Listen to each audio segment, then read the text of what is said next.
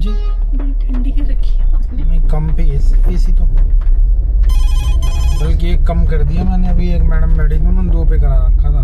अच्छा मुझे तो ऐसा लग रहा है एक कुछ शॉल वाल ओढ़ लूं मैं। आप तो कह सकते हो सवारी हो, मैं तो ज्यादा लगे भी तब भी नहीं कह सकता।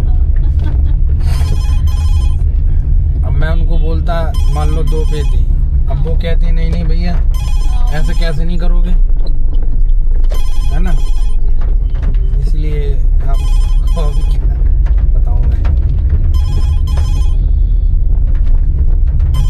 वो तो मैंने एक पे इसलिए कर रखा है मान लो नॉर्मली रहे। वो आपका शीशे कि अभी कोई एकदम से जिसको ठंडा चाहिए तो उनको भी गर्म ना लगे, एक पे बना। तो वैसे बाहर भी टेम्परेचर कम हो गया क्योंकि बड़ी देर से हो रही है ना बारिश। देर से काफी दिनों से हो रही है। थोड़ी थोड़ी जब वो होता ना बाहर अभी बारिश शुरू नहीं हुई होती तब थोड़ा उमस ज्यादा होती है, तब बाहर थोड़ा पसीना वसीना हो जाता है। तो लगातार बारिश हो रही है कई दिनों से।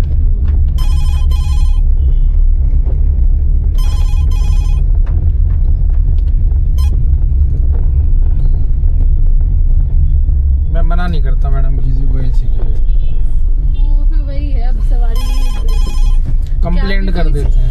ऐसे वो कैब इसलिए बुक करते ना, ऑटो में नहीं जाते कि थोड़ी हवा में जाएंगे। कंप्लेंट कर देते हैं, एसी में जाएंगे।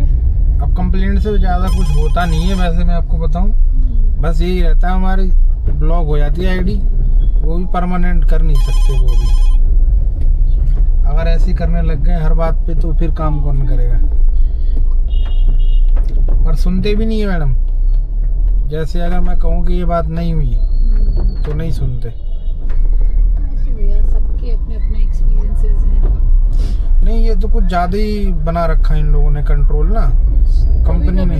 सवारी ऐसी होती है, कभी कभी सवारी के ड्राइवर ऐसे मिल जाते हैं। हाँ दोनों चीज है। मैं तो खुद कह रहा हूँ कि जैसे मान लो आप और मैं सवारी ड्राइवर हैं, अब आपके और मेरे बीच में कोई क्लियरिटी नहीं है, तो अब मैं आपसे कहूँगा कि मैडम कोई बात नहीं, मैं आपके सामने कंपनी को फ़ोन करता हूँ, वो बता देंगी आप सही हो मैं सही हूँ। तो कंपनी क्या करेगी, फ़ोन तो पहली बात नंबर इन्होंने हटा दिया। और जैसे तैसे नंबर भी कैसे लगता है, जैसे एक्सीडेंट हो गया कुछ हो गया ना, उस पे इनका कस्टमर केयर तत्काल नहीं लगेगा। काफ़ी टाइम बाद मतलब मत्थामारी करनी पड़ेगी कि ढूंढना पड़ेगा हमें सेफ्टी उसके हिसाब से ऑप्शन दबा दो कि ये 1 दबाओ 2 दबाओ 3 दबाओ। एक बात आपको बताऊं, मैंने वैसे ये नोटिस किया कि कस्टमर केयर इनका अच्छा नहीं है, क्योंकि मैंने एक दिन अपनी भतीजी को कैब में भेजा। हाँ नहीं उसने अपने फोन से कैब करी थी, पर जो जहाँ आप मुझे रिसीव करने आए ना वहाँ सिग्नल नहीं होता है उस कॉलोनी में थोड़ा। तो उसने बोला कि वो कैश कुछ था, तो उसने कहा नहीं आप मुझे ऑनलाइन पे कर दो और मैं आपको थोड़ा सा कैश दे देता हूँ और आप मुझे ऑनलाइन ही पे कर दो, थोड़े ज्यादा कर दो, मेरे को अकाउंट में चाहिए। अच्छा पता नहीं उसने पे किए कि क्या हुआ बेसिकली। नहीं सॉरी, भतीजी ने कैश दिया और उसने कहा मेरे पास छुट्टे नहीं है, मैं आपको ऑनलाइन पैसे भेज देता हूँ। अच्छा तो उसने बचा हुआ बैलेंस ऑनलाइन भेजा। अच्छा वो वहाँ सिग्नल नहीं है तो उसमें आया नहीं वो बैलेंस ना, उस वक्त शो नहीं हुआ। तो उसने सोचा भैया ने कर तो दिया ही अपने सामने, तो उसने कहा घर जाके वाईफाई में चेक कर लूंगी। वो घर गई, वाईफाई में चेक किया, वो बैलेंस आया ही नहीं उसको। क्या यूज किस पे किया था, पेटीएम पे किया था? पेटीएम पे। तो उनके वॉलेट में आया होगा। नहीं वो आया ही नहीं अमाउंट। नहीं वॉलेट आता है एक अलग ना। हाँ पेटीएम वॉलेट पे ट्रांसफर होते हैं पैसे आपके अकाउंट में। नहीं आया, उसमें भी नहीं आया। उसमें भी चेक किया? बड़ी है वो, हाँ छोटी बच्ची नहीं है, पीएचडी कर रही है, तो नहीं आया। फिर उसने मुझे कॉल किया। अच्छा कहती ऐसे ऐसे मुझे ना आया नहीं है, तो कैब मैंने ही बुक करी थी। अच्छा उसने सिर्फ पेमेंट करी थी।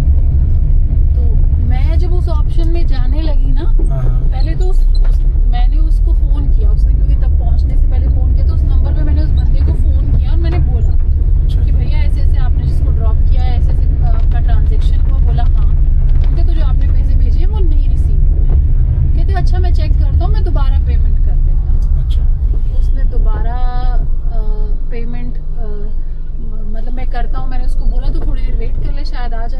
दोबारा भी नहीं आए। फिर तो मैंने जब कॉल उठाया तो कॉल किया तो वो कॉल ही ना करे।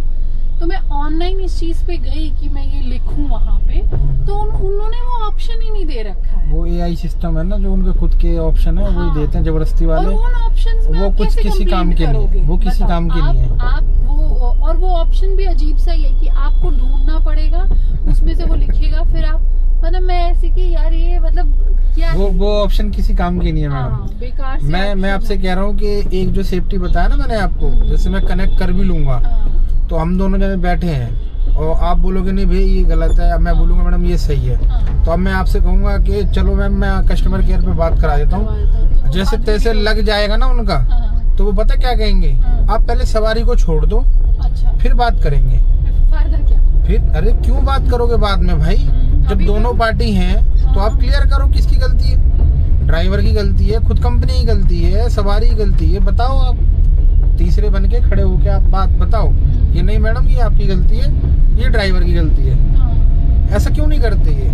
इन लोगों ने बड़ा हाइप बना रखा है इस चीज को, तभी तो फिर कंपनियां लॉस में भी जाती हैं भैया। यही वो गई है ब्लू स्मार्ट इसी चक्कर में, ध्यान नहीं देते ये अपनी चीजों पे, जो कस्टमर सपोर्ट है उस पे सपोर्ट नहीं, हमारे ड्राइवर सपोर्ट पे ध्यान नहीं देते। कंपनी थर्ड पार्टी इन्वॉल्व करके रखी हुई है और आप सीधा सीधा कमीशन लेते हो बस, इसके अलावा आप कोई चीज लेना नहीं चाहते टेंशन। तभी तो फिर चल नहीं रही, बाकी टेंशन सवारी ले और ड्राइवर ले, इनका कहने का मतलब सिर्फ और सिर्फ यही है। अभी देखो मुंबई में हड़ताल चल रही है, वहाँ पे लोगों ने करी है हड़ताल, लखनऊ में सुना है, जयपुर में हुई है, उबर का भी तो इसीलिए बिजनेस कितना अभी दिल्ली में भी कुछ लोगों ने हमने करा था उबर बायकॉट का। पर क्या है ना मैडम, ये दिल्ली NCR है, यहाँ पे टच हो जाता हरियाणा और नोएडा, हरियाणा गुड़गांव आ गया, नोएडा अपना UP आ गया, तो कुछ लोग जैसे न दिल्ली के मान गए तो वो लोग नहीं मानते, नोएडा के नहीं मानते, गुड़गांव के नहीं मानते, वो दिल्ली में ही चलाते हैं गाड़ी। अब किसको क्या कहें, अब मुंबई में तो देख रहा हूँ मैं वीडियो के चांटे मार रहे हैं जो गाड़ी चला रहे हैं हड़ताल के दिन, पर वो भी गलत है, मारपीट तो किसी के साथ नहीं होनी चाहिए, पर सपोर्ट भी नहीं है। अब क्या कह सकते हैं। अभी कल परसों की बात है, मैं शिमला गया था, परसों शिमला में मैंने सवारी को ड्रॉप कर दिया, 1 वे की थी, तो मुझे किसी भाई ने बोला कि भाई आप थोड़ा वेट कर लो, वहाँ पे ऐसा नहीं मैं कहूँगा सब ड्राइवर एक जैसे, एक ड्राइवर भाई थे, उन्होंने बताया मुझे, मैं जैसे उन्हें छोड़ा तो मैंने पूछा उनसे बात की, मैंने कहा यार मैं वापसी जाने वाला हूँ और मुझे यहाँ पे ओला उबर तो चलते नहीं है, कोई यूज़ नहीं करता शिमला में, तो कैसे ले जाऊँ यार। तो उन्होंने बताया भाई आप यहाँ पे खड़े हो जाओ, यहाँ से आपको सवारी मिल जाएगी।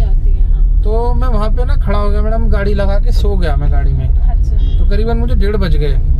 अब 1:30 बजे रात को 3 बंदे आए और एक ड्राइवर ही था कोई जो मेरे पास लेके आया था सवारी का, तो वो कहने लगे भाई आप चंडीगढ़ की तरफ जा रहे हो, आपका दिल्ली नंबर है, तो मैंने देख लिया, तो आप वहीं जा रहे हो तो ये सवारी ले जाओ। तो मैंने कहा हाँ भाई ले जाऊंगा, मैं तो इसीलिए बैठा हूँ। तो बोले कहाँ, मैंने बोला उनसे ये चंडी माता रेलवे स्टेशन चंडीगढ़ से 10-15 किलोमीटर पहले ही है। तो मैंने ठीक है भाई चल दूंगा, तो मुझे वहाँ के पैसे तो मालूम नहीं थे कितने लूँ, तो उसी ड्राइवर भाई से बोला मैंने भैया कितने लगते हैं बता दो इनको, अपने हिसाब से आप ही बता दो।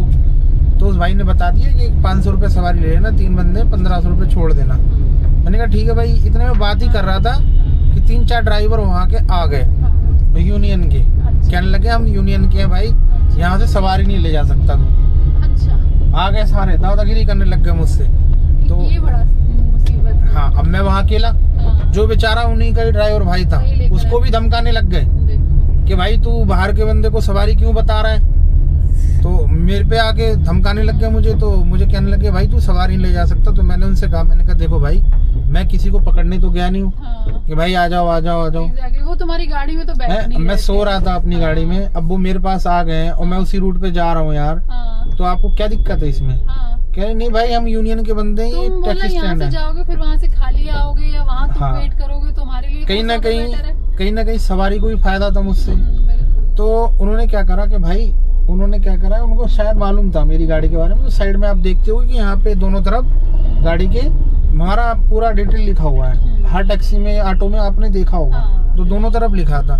तो उसने क्या करा, फोटो खींच लिया सवारी ने खुद कि भाई मैं ना आपका ये फोटो खींच लेता हूँ, नंबर है इसमें आपका, मैं फोन कर लूंगा, शिमला के आगे ये सुरंग है उधर मिल जाना आप मुझे। हाँ। तो मैंने कहा भाई ठीक है कोई नहीं, मैं आ जाऊंगा पर थोड़ा लेट आ पाऊंगा क्योंकि ये लोग खड़े हैं भाई। हाँ। ये मुझे आते देखेंगे तो मेरे पीछे पीछे आएंगे, यार तुम्हें कुछ बोलेंगे मुझे कुछ कहेंगे, अब इनकी दादागिरी चलनी है ही। तो मैडम मैंने 10-15 मिनट इंतजार करा। आपको ना बस स्टैंड के पास खड़े होना चाहिए। वही था मैडम, मैं पुराने बस स्टैंड वहीं पे ही था, बिल्कुल वहीं पे ही था, आप शिमला बस स्टैंड पे ही। अच्छा। तो क्या हुआ कि वो थोड़े 10-15 मिनट बाद वो बंदे वहां से गए, ड्राइवर थोड़े बस स्टैंड के अंदर चले गए, वो बस अड्डे के, बातें करने लग गए आपस में। तो क्या हुआ कि फिर मैंने जैसे ही उसका मौका देखते ही निकल गया मैं। तो मुझे वो मेरे इंतजार में ही खड़े थे बेचारे, सवारी भी। तो मैंने उनको फोन करा, मैंने भाई चले गए? कह रहे नहीं यार कहाँ जाएंगे हम 1:30 बजे रात को। तो मैंने कहा चलो कोई नहीं भाई मैं वहीं जा रहा हूँ, चलो तुम बैठो। फिर लेकर आ गए, वो भी डरते रहे बेचारे, कहीं पीछे तो नहीं आ रहे हमारे, डरते रहे काफी हद तक वो भी। और मैंने भी बोला, मैंने कहा यार देखा जाएगा अब जो होगा, अब पीछे आएंगे तो हम कर लेंगे जो होगा, बात करेंगे, जो भी होगा बात होगी, बात की बात देखेंगे। तो ऐसी बात होते होते मैंने उनको चंडीगढ़ छोड़ा फिर उस दिन। तो ऐसा हो रहा है कि वहाँ पे यूनियन इतनी अच्छी है कि सभी एकता दिखा रहे हैं, और वहाँ पे ओला उबर भी नहीं है मैडम। है अभी ये चीज यहाँ पे बिल्कुल नहीं हो सकती, ये होगी भी नहीं कभी, और कंपनियों को बहुत अच्छे से पता है ये चीज। अब सवारी का भी एक तरह से कर रहे हैं, हैरेस कर रहे हैं, हमें भी कर रहे हैं। सवारी के साथ अभी आप खुद देखो, बारिश हो रही है तो आपको पैसे डबल बताएगा, आपने खुद देखा होगा। रेट नहीं है ना फिक्स। अब वहाँ पे मैंने देखा, वहाँ पे कोई अपने मन से ही पैसे मांग रहा है। वहाँ पे जो और ड्राइवर थे शिमला में, मैंने जिनको छोड़ा था शिमला पे बस स्टैंड पे लेकर गए थे मुझे वो, तो वो जिस टैक्सी में गए थे, डिजायर गाड़ी थी वो, उनसे ना मैंने सुना कि कब पर किलोमीटर की बात हुई है ना कुछ, लमसम बात हुई होगी उनकी, कहीं गांव गए होंगे वो, कहीं वहीं आगे किसी। तो उन्होंने सीधे सीधे बता दिया भाई मैं इतने लूंगा। अब वो चले भी गए, बताओ। वो भैया फिर वो हो जाता ना एक्चुअली में, आप जहाँ रह रहे होते हो फिर वो आपको वहाँ के रेट्स, अब जब ऑप्शन ही नहीं है तो फिर आपको वहाँ के रेट्स एक्सेप्ट कर ही लेते हो आप। सही बात है। तो मैडम मतलब कहीं है कुछ है नहीं है, मतलब मैं वहाँ रही हूँ शिमला में। अच्छा। हाँ। जगह का फर्क है मैडम, बस करी है मैंने वहाँ पे। तो वहाँ मतलब हम लोग जैसे बस स्टॉप तक आते थे अपने हॉस्टल से। हाँ हाँ। तो हमारी जो हॉस्टल में भैया होते थे ना सिक्योरिटी, हाँ। उन्होंने गाड़ी रखी थी, वही हमें वहाँ छोड़ते थे। अच्छा। तो वो उतने से दूर का भी, इधर से मंगल रोड से। अच्छा। तो उतने दूर का ही वो फिक्स था कि क्योंकि हमें सुबह सुबह जाना होता है, जैसे सुबह सुबह वाली बस है 7 बजे वाली, 6 बजे वाली, तो वहाँ पे तो चढ़ाई, हॉस्टल थोड़े नीचे होते हैं, चढ़ना होता है, सामान के साथ ऊपर इतना चढ़ के कैसे जाएंगे। तो हार्डली वो होगा 1.5 किलोमीटर। अच्छा जी। तो वो फिक्स था। लमसम पैसे लेते होंगे, पहले वो 200 लेते थे, फिर वो 400 तक पहुँच गए। अब बताओ उसमें क्या किलोमीटर है। फिर लड़कियों को 400 भी ठीक लगने लग गया, क्योंकि आप ऑप्शन नहीं है, घर जा रहे हो तो आप 2-3 बैग लेके जाते हो, अब इतनी चढ़ाई में वो 2-3 बैग कहाँ चढ़ाओगे, और ऑप्शन भी नहीं है। हाँ, सीधी सी बात ये भी होगी, भैया गाड़ी में डालेंगे सामान और आप छोड़ने जाओ। बस ये था कि उनका ये था फायदा, ये था कि आप रात को 11 बजे भी उनको कॉल करोगे तो वो लेने आ जाएंगे। मतलब वो तो ना जो सेफ्टी सिक्योरिटी वाली बात है वो ठीक था वहाँ पे, कि आप बोलोगे मेरी इतने बजे की बस है, छोड़ाओ इतने बजे बस में पहुँच जाऊंगी, लेने आ जाना, तो वो प्रॉपर लेने आएंगे, हॉस्टल में छोड़ के जाएंगे। वो वाला था सेफ्टी सिक्योरिटी वाला इशू। तो मैं तो मैडम ये समझता हूँ सारी, देखो वो जगह की फर्क है। आप जहाँ पे जैसे एकता में रहते हो तो सही है, अब नहीं रहोगे तो देखो कंपनियां तो चल ही रही हैं, अभी ये चल रही है, उससे पहले अंग्रेज भी कंपनी बना के आए थे। हाँ, हर कोई पैसे कमा रहा है। पहले उन्होंने भी लालच दिया था, अभी इन्होंने भी लालच दिया, तभी आके आए हैं। हर कंपनी ऐसी करती है। आप क्या मैडम प्रोफेसर हो? जी भैया, राइट लेफ्ट में रोक देना।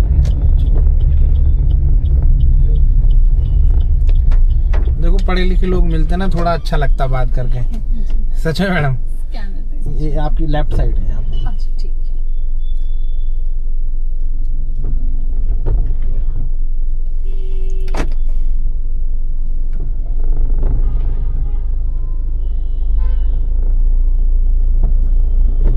$2.21 हो गया जी। नरेंद्र जी। हाँ जी, हाँ जी, नरेंद्र जी।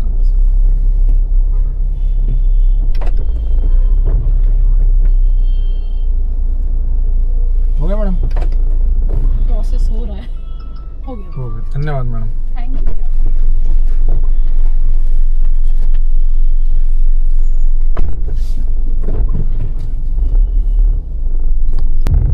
तो दोस्तों सवारी भी परेशान है कंपनियों से, कस्टमर केयर सपोर्ट जो उनका है, ऐसा नहीं कि हम ही लोग हैं, ड्राइवर ही नहीं है खाली परेशान, सबके अपने अपने एक्सपीरियंस रहते हैं दोस्तों, ठीक है। कोई सवारी हमें अच्छी नहीं मिलती और कभी क्या होता है कि सवारी को ड्राइवर अच्छे नहीं मिलते।